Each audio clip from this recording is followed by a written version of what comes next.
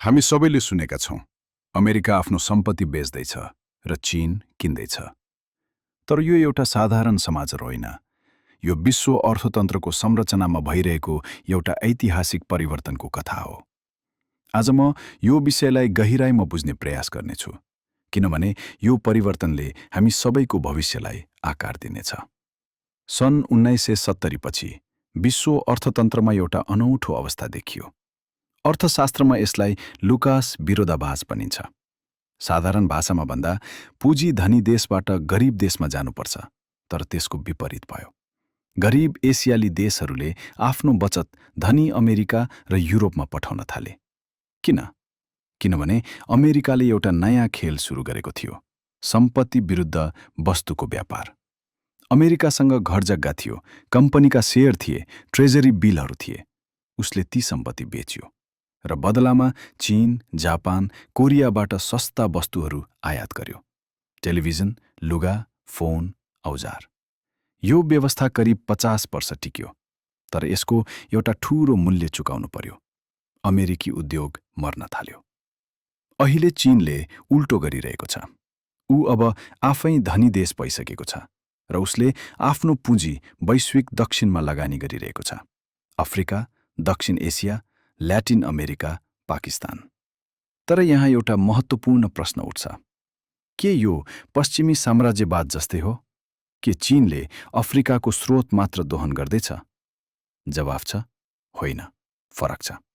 पश्चिमी संस्थाहरू जस्तै विश्व बैंक वा IMF ती देशहरूलाई ऋण दिन्थे, तर त्यो ऋण प्राय अस्पताल, विद्यालय वा आपतकालीन राहतको लागि हुन्थ्यो। त्यसले देशको संरचना नै बदल्दैनथ्यो। तर चीनले फरक तरिकाले हेर्छ। चीन भन्छ, तिम्रो देश सडकविहीन छ, बिजुली छैन, रेल छैन, हामी तिमीलाई त्यो बनाइदिन्छौँ, र लागत पनि पश्चिमको आधा मात्र। एउटा उदाहरण लिऊँ।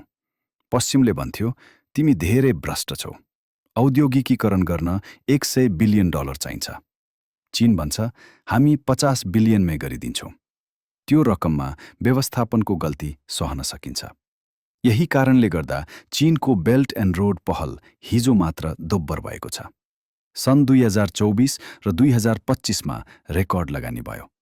अधिकांश ऊर्जा परियोजनाहरू सौर्य प्यानल, पूर्वाधार। तर अमेरिकाको आफ्नै समस्या के हो? अमेरिका 2 किसिमको रोगले ग्रस्त छ। पहिलो, डच रोग।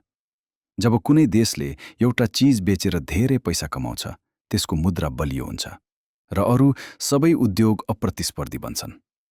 नेदरल्यान्ड्समा प्राकृतिक ग्यासले गर्दा यस्तो भएको थियो। अमेरिकामा त्यो एउटै चीज हो, सम्पत्ति नै। घरजग्गा, शेयर बजार, ट्रेजरी बिल। यी बेचेर अमेरिका बाँचिरहेको छ। दोस्रो, बाउमोनको रोग। वाल स्ट्रिट, ठूला कानुन फर्म, परामर्शदाता, यी सबैको तलब आकाश छ। तर तिनीहरूले वास्तविक चीज उत्पादन गर्दैनन्। तिनीहरूले सम्पत्ति प्याकेज गर्छन्, बेच्छन् र कमिसन काट्छन्। परिणाम के भयो? अमेरिकाको लगभग 1/3 शेयर बजार अहिले विदेशीको हातमा छ। बिस्तारै बिस्तारै अमेरिका आफ्नो सम्पत्ति बेच्दैछ। र अन्त्यमा के बाँकी रहन्छ? त्यो कसैलाई थाहा छैन। यहाँ एउटा सामान्य तर्क आउँछ।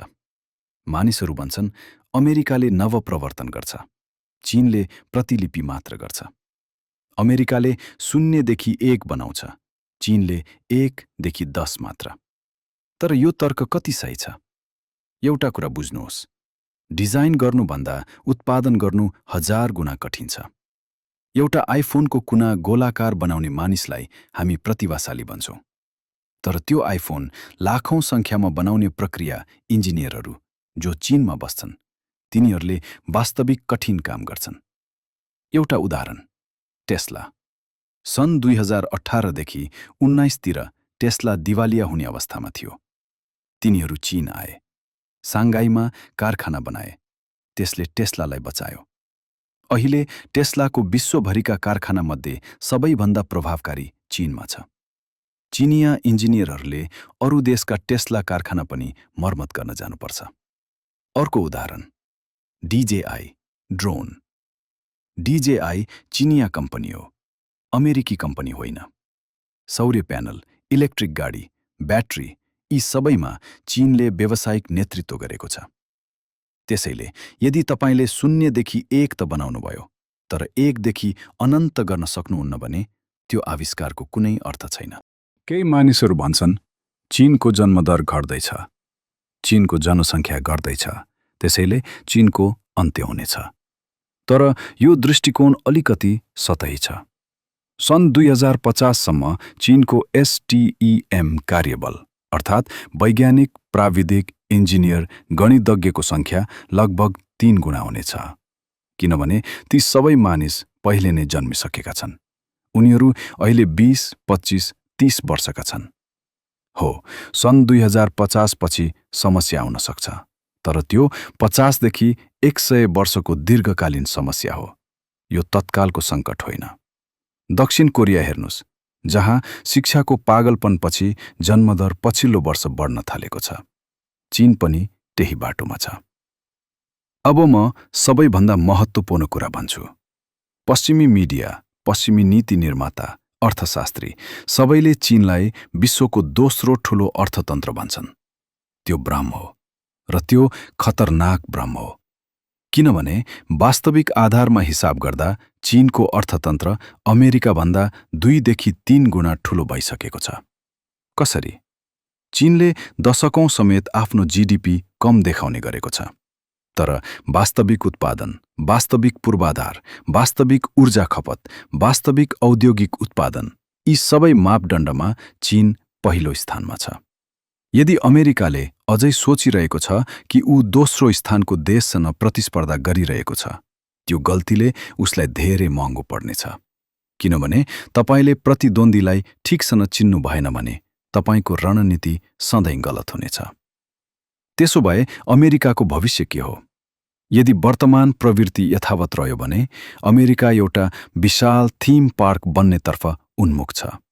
काउबय हुनेछन्, न्यास्कार हुनेछ, NBA र NFL हुनेछ, राम्रा रिसोर्टहरू हुनेछन्। तर प्रविधि, उत्पादन, नवाचार यी चीनको हातमा जाँदैछन्। के अमेरिकाले यो बदल्न सक्छ? सक्छ, तर त्यसको लागि उसले आफ्नो गणित र विज्ञानको शिक्षा पुरै परिवर्तन गर्नुपर्छ। उसले आफ्नो संस्कार नै परिवर्तन गर्नुपर्छ। तर एउटा भारतीय अमेरिकी राजनीतिज्ञले भन्दा तिमीहरूले कडा परिश्रम गर्नुपर्छ भन्ने सत्य सुनाउँदा के भयो हामी सबैले देख्यौं। उनको राजनीतिक जीवन नै सकियो। मानिसहरूले भने हामी चीज बर्गर खाएर र फुटबल हेरेर पनि नम्बर 1 बन्न सक्छौं। त्यो सोच नै सबैभन्दा ठूलो समस्या हो र यही कारणले गर्दा चुपचाप, बिस्तारै तर निश्चित रूपमा विश्वको आर्थिक ध्रुव परिवर्तन भइरहेको छ।